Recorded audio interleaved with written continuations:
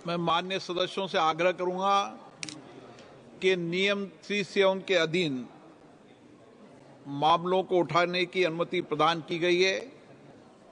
वे सभी माननीय सदस्य अपने अनुमोदित पाठ को व्यक्तिगत रूप से सभा पटल पर रखने का कष्ट करें।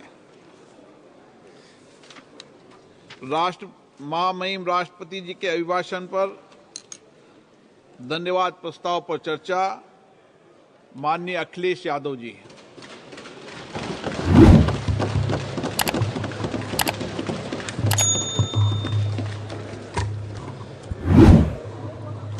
अध्यक्ष महोदय, मैं आपका धन्यवाद देता हूं कि आपने मुझे महामहिम राष्ट्रपति जी के अभिभाषण पे बोलने का मुझे समय दिया है। अध्यक्ष जी, मैं सबसे पहले आपका अभिनंदन एवं अभिवादन करते हुए आग्रह करना चाहूँगा कि मुझे बोलने के लिए जो समय दिया है, मैं उसमें से 2 मिनट का समय महाकुंभ हादसे का शिकार लोगों की आत्मा की शांति के लिए खड़े होकर के मौन रखना चाहूँगा। अगर किसी अन्य को भी सच्चे मन से मृतकों के प्रति सच्चा भाव है तो वो भी हमारे सांसदों के साथ खड़ा होकर के ये मौन श्रद्धांजलि अर्पित कर सकता है। ये माननीय सदस्य अध्यक्ष महोदय, अगली लाइन अध्यक्ष महोदय, ये विषय अध्यक्ष महोदय, आप सीनियर लीडर हैं। अध्यक्ष महोदय, ये अधिकार आपका है। कभी नहीं रही। ये मैंने विषय मेंशन करते हुए भरोसा है इस विषय पर मौन कर दिया था, इसलिए अध्यक्ष का अधिकार है। हाँ, मैं वही अध्यक्ष महोदय, ये जो बात मैं शुरू कर रहा हूं, जहां मैंने मौन 2 मिनट के लिए श्रद्धांजलि की बात की है, ये अधिकार मेरा नहीं है अध्यक्ष महोदय, ये अधिकार आपका है। मुझे पूरा भरोसा है आप पर कि जब अभिभाषण की चर्चा खत्म हो रही होगी उस समय 2 मिनट का मौन श्रद्धांजलि जरूर दी जाए जो श्रद्धालुओं की जान गई है। नहीं अध्यक्ष महोदय, नहीं अभी 1 मिनट आप लोग कुछ मत बोलो। नहीं कुछ नहीं। अध्यक्ष महोदय, अभी तो अध्यक्ष महोदय मैंने बात शुरू नहीं की है, और जिन लोगों को तकलीफ है और जिनको दुख होना चाहिए उनके बारे में मैं, हालांकि वो बात मैं बाद में कहना चाहता था महाकुंभ के बारे में, लेकिन अध्यक्ष महोदय क्योंकि बहुत सारे माननीय सदस्य ये सुन नहीं सकते हैं, इसलिए मैं बात वहीं से शुरू करता हूं। आप देश के परम अभिभावक होने के नाते हमारा आपसे अनुरोध है कि जहां सरकार बजट के आंकड़े लगातार दे रही है, और जब मैंने अभिभाषण पढ़ा अध्यक्ष महोदय, बहुत सारे आंकड़े सरकार ने दिए हैं। आंकड़े देने से पहले महाकुंभ में मरने वालों के आंकड़े भी दे दें। महाकुंभ की व्यवस्था के बारे में स्पष्टीकरण देने के लिए मेरी मांग अध्यक्ष महोदय, सर्वदलीय बैठक बुलाई जानी चाहिए। महाकुंभ आपदा प्रबंधन व खोया पाया केंद्र की जिम्मेदारी सेना को दी जाए। महाकुंभ हादसे के शिकार लोगों की मृत्यु, घायलों का इलाज, दवाइयों, डॉक्टर, भोजन पानी, परिवहन की उपलब्धता का आंकड़ा संसद में पेश किया जाए। महाकुंभ हादसे के लिए जिम्मेदार लोगों पर, महाकुंभ हादसे के लिए जिम्मेदार लोगों पर घोर दंडात्मक कार्रवाई हो। जिन्होंने सच छिपाया है उनको दंडित किया जाए। अध्यक्ष महोदय, हम डबल इंजन की सरकार से पूछते हैं, अगर अपराध बोध नहीं था तो आंकड़े दबाए, छिपाए और मिटाए क्यों गए हैं? सच छिपाना और मिटाना भी तो अपराध है। इसका दंड कौन भुगतेगा अध्यक्ष महोदय? जहां इंतजाम होना चाहिए था वहां प्रचार हो रहा था। एक धार्मिक समागम में डबल इंजन का राजनीतिक प्रचार अशोभनीय है, निंदनीय है। इतने बड़े हादसे के बाद कम से कम अब तो वो होर्डिंग उतरवा देना चाहिए। अध्यक्ष महोदय, महाकुंभ की जो तैयारी हुई, जो हम लोगों ने जाना वहां पर, महाकुंभ न केवल 144 साल के लिए ये कहा गया, बल्कि ये भी कहा गया कि पहली बार धरती पर इस तरह का डिजिटल और जो आधुनिक चीजें हैं, टेक्नोलॉजी, उसका इस्तेमाल कर करके महाकुंभ होने जा रहा है। सीसीटीवी, ड्रोन, लाइव स्ट्रीमिंग के आधार पर जिनका दावा था कि वो डिजिटल कुंभ करा रहे हैं, वो मृतकों की डिजिट नहीं दे पा रहे हैं। एक तरफ तो जो लोग डिजिटल डिजिटल डिजिटल अध्यक्ष महोदय कहने को थकते नहीं हैं, लेकिन जब कुंभ में इतना बड़ा हादसा हो गया है तो यही सरकार डिजिट नहीं दे पा रही है। हमारे अपने लोग मारे गए हैं, जिसमें परिवार का हर रिश्ता दिवंगत हुआ है। किसी की माता, किसी के पिता, किसी की बहू, किसी की बेटी, किसी का भाई बहन, चाचा चाची। बच्चों के आंकड़े तो अभी तक नदारद हैं। खोया पाया केंद्र ही लोगों को तो नहीं मिल रहा है। जो खोया पाया केंद्र था उसको भी लोग पा नहीं पा रहे, ढूंढ नहीं पा रहे। अध्यक्ष महोदय, कुंभ कोई पहली बार नहीं हो रहा है। कुंभ का आयोजन सदियों से होता आया है। हमारे पौराणिक और हमारे इतिहास के दस्तावेज ये बताते हैं कि समय समय पे जो भी सरकारें रही होंगी, जिसका भी राज रहा होगा अध्यक्ष महोदय, उसने महाकुंभ या इस तरह के कुंभ का आयोजन किया है। एक तरफ तो वो कि जो 144 साल बाद महाकुंभ होने जा रहा है, उसका इतना प्रचार किया। और मैंने तो कई टीवी इंटरव्यूज में, कई समाचार चैनलों पर ये बात सुनने में आई और सुनते रहे हम लोग कि सरकार ने 100 करोड़ लोगों के आने का इंतजाम किया है। और अगर 100 करोड़, अध्यक्ष महोदय, अगर ये बात गलत है तो मैं रिजाइन आपको देना चाहता हूं। अगर अध्यक्ष महोदय, ये माननीय सदस्य लोग अगर ये नहीं सुन पा रहे हैं तो मैं इनको एक एक को, आप नहीं गए स्नान करने, आप स्नान करने नहीं गए, इसीलिए इस तरह की भाषा का इस्तेमाल कर रहे हैं। अध्यक्ष महोदय, ये कहा गया कि 144 वर्ष के बाद ये हो रहा है। जहां तक मेरी समझ और जानकारी कहती है, जो एस्ट्रोनॉमी और एस्ट्रो चीजों को समझते होंगे वो ये स्वीकार करते होंगे, जो भी कुंभ होता होगा वो 144 वर्ष के बाद ही होता होगा। लेकिन ये कहा गया कि नक्षत्र ऐसे हैं। तो मैं अध्यक्ष महोदय सरकार से कहना चाहता हूं कि सतयुग से लेकर के कलयुग तक ये सनातन परंपरा रही है कि संत, महात्मा, साधु समाज मुहूर्त के हिसाब से शाही स्नान करते हैं। उसमें नक्षत्रों के हिसाब से जो सहयोग बनता है वही शाही स्नान का मुहूर्त होता है। लेकिन भाजपा के राज में ये सनातन परंपरा टूट गई। पहले सरकार ने संत समाज को शाही स्नान रद्द करने का आदेश दिया, जिससे अनादिकाल की सनातन परंपरा टूटी। और फिर जब देश भर में ये बात उठी, तो उन्होंने हादसे को छिपाकर फिर से आदेश दिया कि अखाड़े शाही स्नान करने जाएं। इससे सरकार ने पावन मुहूर्त के स्थान पर अपने मनमाने समय पर स्नान कराने का आदेश दिया। बात उस दिन या तिथि की नहीं होती है, बल्कि निश्चित मुहूर्त काल की होती है। ये सनातन परंपरा तोड़कर इन लोगों ने अच्छा नहीं किया। और ये क्या परंपरा टूटी है कि नहीं टूटी है, मैं समझता हूं अध्यक्ष महोदय मुझसे बेहतर सामने वाले ज्यादा जानते होंगे इसके बारे में। और जो लोग, अध्यक्ष महोदय, जो हम लोगों ने देखा वहां पर लोग पुण्य कमाने आए थे और अपनों के शव लेकर के गए हैं। चमत्कारी करिश्मा तो ये हुआ है, श्रद्धालुओं के शव मिल गए थे, पर सरकार इस स्नान करने वाले मरने वालों की बात स्वीकार नहीं कर रही थी। और इससे ऊपर ये बात जो वहां पर और हुई, अध्यक्ष महोदय,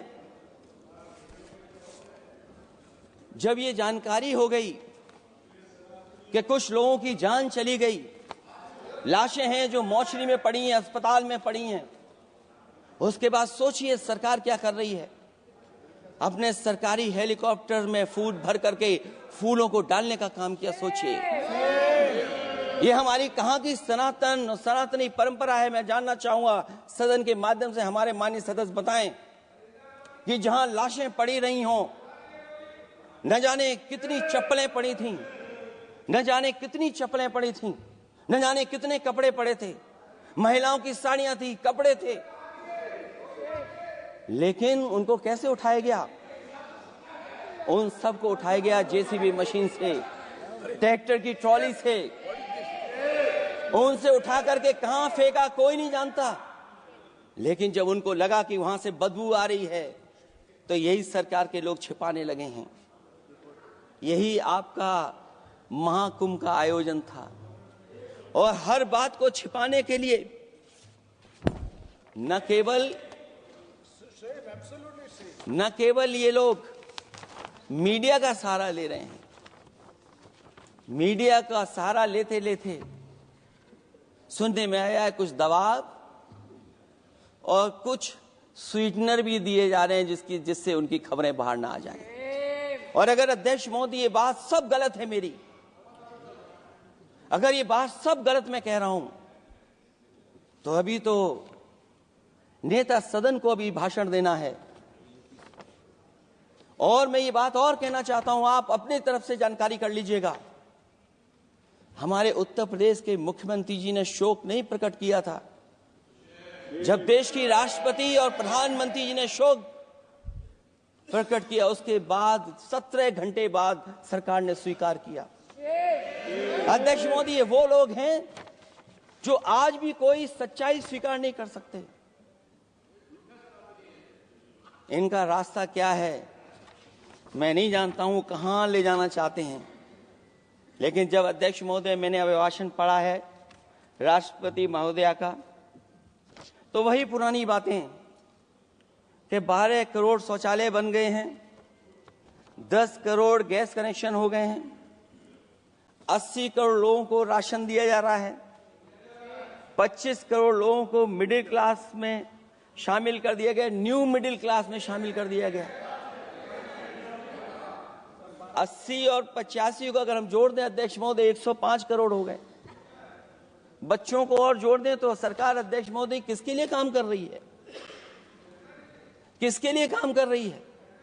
अगर 80 को राशन दें, 25 को न्यू मिडिल क्लास में जोड़ दें, 105 करोड़ हो गए। और जो बाकी बचे हैं हमारे देश की आबादी, जिसको 140 करोड़ बता रहे हैं, उसमें कम से कम बच्चे कुछ तो संख्या होगी, आधी आबादी की संख्या होगी। अगर उसको हम बाहर निकालें तो आगे आज सरकार किसके लिए काम कर रही है? वही बात पुरानी सुनने को मिलती है कि राष्ट्रीय मिलिट्री स्कूल बन गए हैं, राष्ट्रीय मिलिट्री स्कूल जिनमें बालिकाओं की भर्ती शुरू हो गई है। अध्यक्ष महोदय, ये एक बता दें जो नया इन्होंने 10 साल के अंदर राष्ट्रीय मिलिट्री स्कूल खोला हो। और कंफ्यूज मत होना, राष्ट्रीय मिलिट्री स्कूल कौन से होते हैं, सैनिक स्कूल कौन से होते हैं, ये कंफ्यूज मत होना। 10 साल में सोचिए अध्यक्ष महोदय, एक भी नया राष्ट्रीय मिलिट्री स्कूल नहीं खोला है। अगर खोला हो तो सरकार जरूर बताए। जो लोग कहते हैं हम ईज ऑफ डूइंग रिसर्च कर रहे हैं, अध्यक्ष महोदय इनकी ईज ऑफ डूइंग रिसर्च हमने देखी है। इनकी ईज ऑफ डूइंग रिसर्च अपनी इमेज चमकाने के लिए और दूसरे की इमेज बर्बाद करने के लिए ईज ऑफ डूइंग रिसर्च चल रही है। ईज ऑफ डूइंग बिजनेस, मैं देखता हूं जहां कहीं भी इन्वेस्टमेंट मीट होती है, देश के सभी मंत्री वहां पहुंच जाते हैं, सरकार के मुखिया भी जाते हैं वहां। मुझे याद है उत्तर प्रदेश में सबसे बड़ा आयोजन हुआ था इन्वेस्टमेंट मीट का। न केवल इन्वेस्टमेंट मीट इन्वेस्टर्स को बुलाया गया था, बल्कि डिफेंस एक्सपो के भी कार्यक्रम कई हुए थे। और अध्यक्ष महोदय, भरोसा ये दिलाया गया था कि जो एमओयू हो रहे हैं 40 लाख करोड़ के, उसको जमीन पर उतार लिया जाएगा। मैं इन्हीं डबल इंजन की सरकार से जानना चाहता हूं कि जो 40 लाख करोड़ के एमओयू हुए, उसमें कितना जमीन पर यह सरकार उतार पाई है। कहीं ऐसा तो नहीं है कि सरकार के डबल इंजन आपस में ही टकरा रहे हों। अब तो जो खबरें हम लोग पढ़ते हैं, न केवल इंजन टकरा रहे हैं अध्यक्ष महोदय, अब तो डब्बे भी टकराने लगे हैं। सुना है क्योंकि दिल्ली में चुनाव है, आप इंजीनियर की डब्बा हैं। ये हमारे पुराने माननीय सदस्य हैं, आप हम एक हैं, बस जगह अलग बदल गई। जिस विभाग के मंत्री हैं वो हमारा ही काम है, आप लोग अच्छा नहीं कर रहे हैं। अध्यक्ष महोदय, दिल्ली का चुनाव है तो मैंने राष्ट्रपति जी के अभिभाषण में सुना कि यहां पर मेट्रो की जो दूरी है वो दुगनी कर दी गई है, पटरी दुगनी कर दी गई है, एक्सपेंशन हो गया है इतना। अध्यक्ष महोदय, मैं स्वीकार करता हूं दिल्ली का चुनाव है, एक्सपेंशन की बात करेंगे, लेकिन कभी आपने क्यूटो का नाम सुना है? आपने वेनिस का नाम सुना है?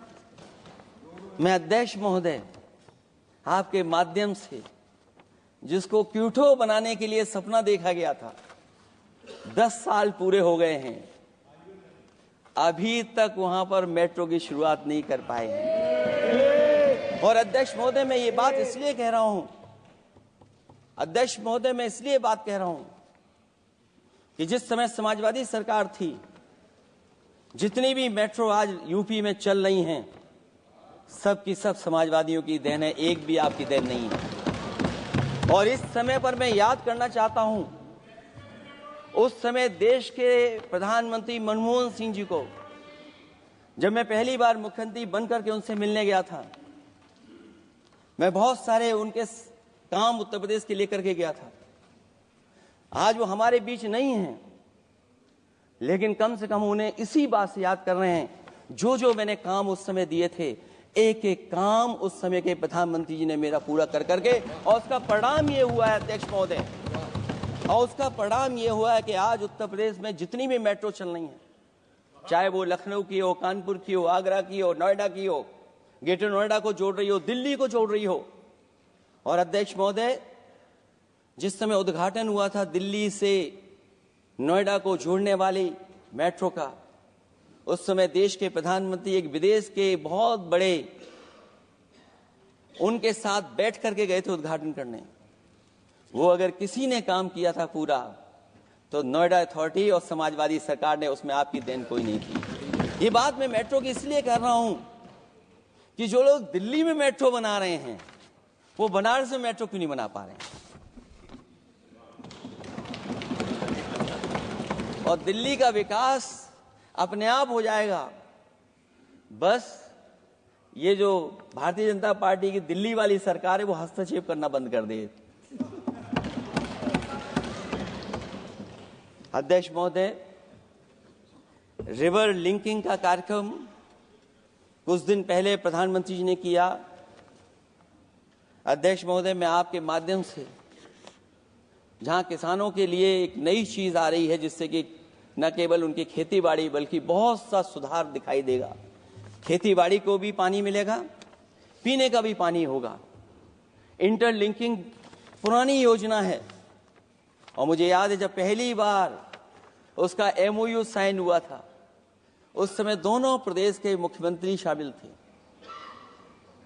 लेकिन जब उद्घाटन हुआ है तो दोनों के प्रदेश के मुख्यमंत्री वहां से गायब थे। और वो कारण अगर जानना चाहोगे तो वो कारण भी बता दूंगा अगर आप कहोगे तो। जहां इंटरलिंकिंग हो रही रिवर की, ये अच्छी योजना है, 40,000 करोड़ रुपए आप खर्च करने जा रहे हैं। लाखों लाख जमीन उत्तर प्रदेश और मध्य प्रदेश की सिंचाई के लिए शामिल हो जाएगी, लोगों को पीने का पानी मिलेगा। लेकिन जिनकी जमीन जाएगी उन किसानों को, गरीबों को क्या सरकार मदद कर रही है? लैंड एक्विजिशन मैंने भी की एक समय पर, और मुझे याद है अध्यक्ष महोदय, जब मैंने लैंड एक्विजिशन किया था उसमें भारत का ये लैंड एक्विजिशन एक्ट नहीं आया था। मैंने किसानों से बातचीत की थी और किसानों से समझाया कि ये योजना से, परियोजना से क्या लाभ होने जा रहा है। वहां के किसान तैयार हो गए और उसका परिणाम ये था कि 21 महीने में देश का सबसे बेहतरीन एक्सप्रेसवे और जमीन एक्वायर कर करके हम लोगों ने बना करके दिखा दिया। और जब उद्घाटन हुआ था तो उसमें भारतीय वायुसेना के विमान सुखोई और मिराज को उतार करके हम लोगों ने उद्घाटन किया था उसका। ये बात मैं इसलिए बता रहा हूं, जिस हाईवे पर देश के प्रधानमंत्री उतरे थे और उद्घाटन के बाद प्रधानमंत्री जी के पीछे पीछे कोई चल करके आया था, वो हाईवे भी अगर किसी ने डिजाइन किया था तो समाजवादी सरकार का डिजाइन था, वो भारतीय जनता पार्टी का डिजाइन नहीं था। और अगर इनका डिजाइन होता तो उत्तर प्रदेश में कोई नया हाईवे ऐसा बना करके दिखाएं जिसमें हवाई जहाज उतर जाए। नहीं तो मैं मानूंगा कि आप जो कह रहे हैं कि आधुनिक इंफ्रास्ट्रक्चर बनाना चाहते हैं, आपकी परिभाषा क्या है आधुनिक इंफ्रास्ट्रक्चर की? और ये बात में जो इतनी घुमा फिरा के कह रहा हूं, वो बात में लौट करके उसी पे जा रहा हूं अध्यक्ष महोदय। अगर 40,000 करोड़ की योजना बनी है रिवर इंटरलिंकिंग की, तो जिन किसानों की, जिन गरीबों की जमीन जा रही है, उन किसानों को आप सही तरीके से मुआवजा, मदद उनकी क्यों नहीं कर रहे हो आप? अध्यक्ष महोदय, मैं इस अभिभाषण के माध्यम से जब सदन में जवाब आए तो उन किसानों की मदद होनी चाहिए। वो किसानों के पास कुछ नहीं है। उसके बाद आपका जो पैकेज है, आपका पैकेज पता नहीं क्यों कंजूस बनाता है कोई, आपका पैकेज कंजूस बनाता है कोई। कम से कम आपका दिल बड़ा होना चाहिए, और इतना बड़ा दिल हो कि किसान खुशहाली के रास्ते बजाए। आपने किसानों की आय दोगुनी नहीं की, आप आय दोगुनी नहीं कर पाए हैं। कम से कम उन्हें वो मदद करने का काम करें। इसमें अध्यक्ष महोदय, मैं राष्ट्रपति जी के अभिभाषण पर पढ़ रहा था कि सोलर को लेकर के और रूफटॉप सोलर एनर्जी को, स्कीम को लेकर के बहुत बड़ी योजना और कई हजार करोड़ रुपए सरकार खर्च कर रही है। मुझे याद है जब देश के राष्ट्रपति कलाम साहब थे, उन्होंने एक प्रेजेंटेशन किया था सरकार के सामने, और प्रेजेंटेशन के बाद मैंने उनसे निवेदन किया कि अगर ये योजना मैं कर दूं तो आप क्या उद्घाटन करने आएंगे? उन्होंने कहा कि अगर ये आप कार्य योजना लागू कर देंगे तो उद्घाटन करने भी मैं आऊंगा। अध्यक्ष महोदय, उस दिन आंधी तूफान था, टेंट बिल्कुल उड़ गया था, इतना शायद पानी और बिजली का चमकना इतना था कि मैंने खुद रिक्वेस्ट की थी उनसे कि आप मत आइए, फिर कभी हम लोग कार्यक्रम कर लेंगे। लेकिन वो कार्यक्रम में आए, उन्होंने उद्घाटन किया।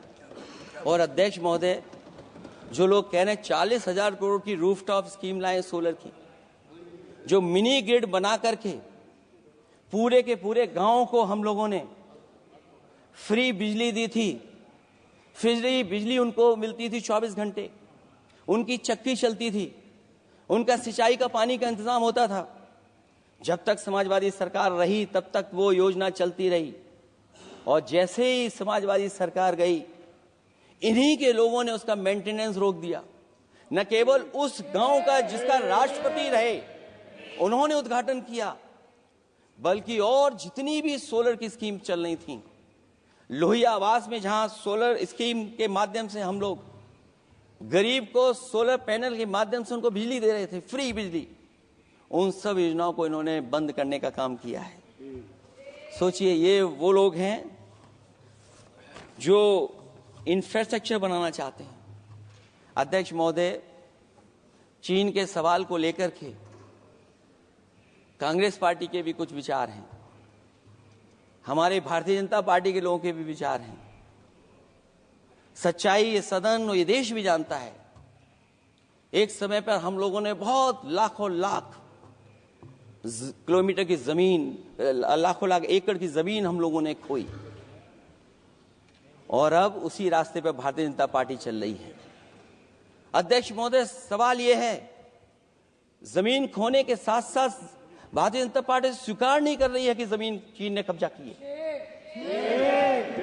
और ये बात अगर हम लोग कह रहे हैं तो जो अखबारों में खबरें निकलती हैं, टीवी पे कभी कभी खबरें आती हैं, अध्यक्ष महोदय सरकार को कहिए कि ऐसे चैनल, ऐसे अखबारों पे एफआईआर लिखा करके उन्हें जेल भेज दो, क्योंकि कुंभ की जो खबर चलाना चाहते थे, कुंभ की जो खबर देना चाहते थे, उन कुछ साथियों पे आपने एफआईआर लिखा दी है। अगर कुंभ पर सच्ची खबर दिखाने वालों पे आप एफआईआर लिखा सकते हैं, तो फिर चीन की खबर, जो खबर चला रहे हैं, उस पर भी आपको एफआईआर लिखानी चाहिए। दूसरा, हमारा एक जाति जनगणना का मसला बहुत पुराना है, ये कोई नया नहीं है। आरक्षण के सवाल पर इस देश में दक्षिण भारत से लेकर के उत्तर भारत में और देश में जगह जगह पर बहुत सारे नेता ऐसे रहे जो आज हमारे बीच नहीं हैं, जिनकी वजह से हम आज उस आंदोलन को आगे ले जा रहे हैं। बाबा साहब भीमराव अम्बेडकर जी का जो संविधान है, उसके तहत जो हमें हक अधिकार मिले हैं, आरक्षण की व्यवस्था है, उस व्यवस्था को और मजबूत बनाने के लिए जाति जनगणना होना चाहिए। उसके पक्ष में अब तो कांग्रेस पार्टी भी है। एक समय था जब कांग्रेस पार्टी उस पक्ष में नहीं थी, और अध्यक्ष महोदय, मैं बड़ी जिम्मेदारी के साथ कहना चाहता हूं, अगर उसी समय कांग्रेस पार्टी भी पक्ष में होती तो आज हमें आपके सामने खड़ा नहीं होना पता, मांगना नहीं पड़ता जाति जनगणना। लेकिन अध्यक्ष महोदय, मैं अपने कांग्रेस पार्टी के साथियों से भी कहना चाहूंगा, अध्यक्ष महोदय, मैं कांग्रेस पार्टी के साथियों से भी कहना चाहता हूं, हम आपके साथी हैं, और इस मुद्दे पे तो हम आपके साथ और आपके आगे भी चल करके आपका साथ दे देंगे। अब जाति जनगणना को कोई नहीं रोक सकता है। एक दिन ऐसा आएगा अध्यक्ष महोदय, एक दिन ऐसा आएगा, कोई टकरार नहीं है, आपके इंजन जैसे नहीं है, आपका एक इंजन। अध्यक्ष महोदय, ये अध्यक्ष महोदय, हम तो, मुझे कभी कभी ये लगता है कि प्रधानमंत्री जी जितना अपने लोगों को ध्यान दे करके समझाते हैं, इतना ये समझते ही नहीं है। वो अध्यक्ष महोदय, वो सबसे ज्यादा सोशल मीडिया के बारे में जानकारी रखते हैं। आप भी जानकारी रखा करो। अगर आप जानकारी रखोगे तो आपको सच्चाई पता लग जाएगी। एक इंजन ने नमस्कार नहीं किया था दूसरे इंजन को, अगर याद हो तो पता कर लें। और ये बात अगर छिपी हुई हो, ऑनरेबल मेंबर, अध्यक्ष महोदय, अभी तो मैंने शुरू नहीं किया, मेरा लिखा हुआ बहुत लंबा है। कंक्लूड करें, आप समाप्त करें प्लीज। और अध्यक्ष महोदय, एक सवाल और बड़ा उठा है, नौकरी को लेकर के, रोजगार को लेकर के, और हमारे भारत की जो मैन्युफैक्चरिंग सेक्टर है उसको बढ़ावा कैसे दिया जाए। चीन जैसा देश केवल एक पे हमला नहीं कर रहा है अध्यक्ष महोदय, आपकी जमीन भी छीन रहा है और आपका बाजार भी छीन रहा है। और ये बात अगर गलत हो तो सरकार हमें बताए, वो आंकड़े दे। अगर कांग्रेस पार्टी का रास्ता था तो आपका रास्ता कांग्रेस पार्टी का क्यों है? अगर कांग्रेस पार्टी का वो रास्ता था तो आपका रास्ता क्यों है वो? मैं तो जानता हूं जिस दिन उनके सहयोगी साथी समझ लेंगे, वो भी साथ छोड़ जाएंगे। दूसरा जो सवाल कहा गया है अध्यक्ष महोदय, जिस समय बाजार खोला गया, जिस समय हमारा व्यापार के लिए पूरा बाजार खोल दिया, हमसे ज्यादा वित्त को समझने वाले इकोनॉमिस्ट और बहुत सारे जानकार लोग, वो मुझसे बेहतर समझते होंगे, लेकिन मैं ये बात समझता हूं कि जिस समय बाजार खोला गया उस समय ध्यान उतना हमारे देश की अर्थव्यवस्था पर नहीं रखा गया। अगर उसी समय पर मैन्युफैक्चरिंग सेक्टर को जिस जिम्मेदारी से रखना चाहिए था नहीं रखा गया, अगर उस समय रखा गया होता तो शायद अध्यक्ष महोदय हम लोग चीन से आगे निकल गए होते। आज चीन आ गए, हम लोग पीछे हैं। क्या आप इनको ज्ञान दे रहे हो क्या? अध्यक्ष महोदय, अपना रास्ता तो वही है, साइकिल वाला। इसलिए अध्यक्ष महोदय, अगर मेरा समय है अभी, क्योंकि मैं बहुत कुछ लेकर के आऊं, और जहां तक इंफ्रास्ट्रक्चर की बात है, आप कहते हैं कि देश का आधुनिक इंफ्रास्ट्रक्चर बनेगा, न केवल उसके नागरिकों को एक बेहतर जीवन, देश की नई पहचान देता है, बल्कि देश को एक नया आत्मविश्वास भी देता है। अरे अगर ये बात सच है तो अध्यक्ष महोदय, मैं वो बात कहना चाहता हूं कि 2022 के चुनाव से पहले एक बुंदेलखंड एक्सप्रेस वे बनाया गया था और जिसकी तैयारी को लेकर के देश के प्रधानमंत्री जी गए थे। कितनी सजावट हुई थी, कितनी तैयारी हुई थी। जो हमारे बुंदेलखंड के साथी माननीय सदस्य चलते होंगे बुंदेलखंड के एक्सप्रेस वे पर, वो जानते होंगे। प्रधानमंत्री जी उद्घाटन करके गए, पानी बरस गया, बुंदेलखंड बह गया, एक्सप्रेस वे बह गया। और सोचिए अध्यक्ष महोदय, कब उद्घाटन किया था आपने? 22 में, और आज भी मेंटेनेंस चल रहा है उसमें। 22 के बाद से आज तक भी मेंटेनेंस चल रहा है। और कहीं अगर आपने जो गाड़ियां बाजार में ला दी हैं, जो बाजार में आजकल अध्यक्ष महोदय जो गाड़ियां आ गई हैं, अगर वो कहीं अपनी रफ्तार से चलेंगी तो या तो पेट दर्द होगा या कमर का दर्द होगा, दोनों में से एक के लिए तो इलाज जाना ही पड़ेगा। और वो कितने हजार करोड़ का बना? 14,000 करोड़ का। इसी तरह गोरखपुर लिंक एक्सप्रेसवे यूपी में 91 किलोमीटर, जो हमारे रोड की जानकारी रखते होंगे, एनएचआई की जानकारी रखते होंगे, वो जानते होंगे कि गोरखपुर लिंक जो 2022 में शुरू हो जाना चाहिए था, वो अभी तक शुरू नहीं हो पाया। वो 91 किलोमीटर का 7,283 करोड़ का बन रहा है। जो पूर्वांचल एक्सप्रेस वे, कभी समाजवादी सरकार ने उसको डिजाइन किया, उसको सब कुछ आगे बढ़ाया, वो 340 किलोमीटर का 22,000 करोड़ के लगभग का बना है। लेकिन जहां तक मैं बना करके छोड़ गया वहां से आगे नहीं बढ़ा। और अगर वो बढ़ गया होता तो बिहार और बंगाल के लोगों के लिए बहुत रास्ता आसान हो जाता। इसी तरह एक गंगा एक्सप्रेसवे बन रहा है, जिसके बारे में सरकार ने ये कहा कि हम कुंभ से पहले शुरू कर देंगे, कुंभ से पहले गंगा एक्सप्रेसवे शुरू हो जाएगा। अध्यक्ष महोदय, वो नहीं शुरू हो पाया। मुझे लगता है जिस रफ्तार से वो काम हो रहा है, अगला जब अर्ध कुंभ आएगा तब तक ही बन पाएगा वो।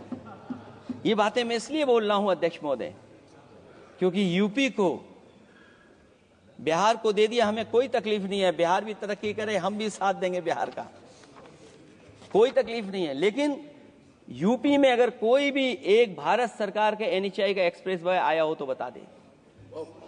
एक भी कोई एक्सप्रेस वे दिया हो तब, जब देश के प्रधानमंत्री को 2 बार और नहीं तीसरी बार भी मौका दिया उत्तर प्रदेश ने। मैं अध्यक्ष महोदय आपका इशारा समझ रहा हूं। बाकी अध्यक्ष महोदय भाषण में अब बजट पे पढ़ दूंगा, मेरा बाकी भाषण बजट में होगा।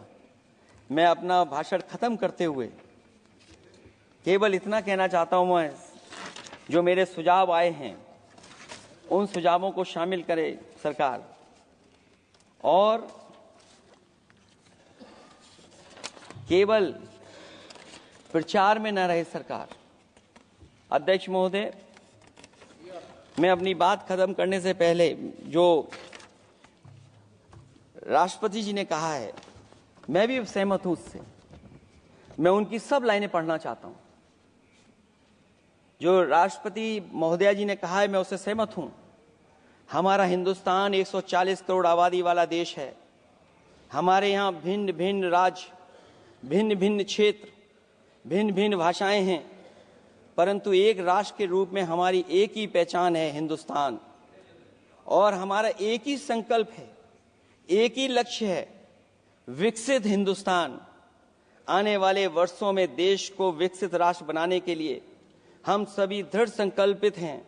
इस संकल्प में देश के शहीदों की प्रेरणाएं हैं, पूज्य बापू के मानवीय आदर्श हैं, और सरदार पटेल जैसी मां भारती की संतान द्वारा हमें दिलाई गई एकता की शपथ है।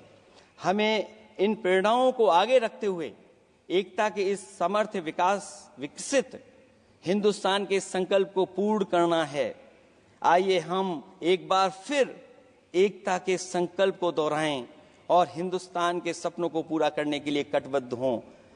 जब हम साथ मिलकर बढ़ेंगे तो हमारी भावी पीढ़ियां 2047 में अवश्य विकसित, सशक्त, समर्थ, समृद्ध, सोशलिस्ट, सेकुलर, डेमोक्रेटिक हिंदुस्तान देखेगी। मैं इतनी ही बात कहते हुआ, क्योंकि 10 बजट आपने पेश किए हैं, वो आप समझ गए होंगे, आप समझ गए बात को जो मैं कह रहा हूं। अध्यक्ष महोदय, जो बात मैं कह रहा हूं वो बात वहां तक पहुंच गई है, उनके चेहरे बता रहे हैं कि बात वो पहुंच गई है। और मैं अपने अंत में बस यही कहूंगा, क्योंकि 10 बजट के बाद ये अभिभाषण सुन रहे हैं हम लोग, 11वां बजट आ गया है। बजट हो ऐसा जिसमें सबके लिए उम्मीदें हों, समृद्धि की दिवाली और खुशियों की ईद हो। बहुत बहुत धन्यवाद अध्यक्ष महोदय, मैं आपका धन्यवाद देता हूं और सभी माननीय सदस्यों का जिन्होंने सुनने का काम किया, बहुत धन्यवाद। श्री सौगत राय जी।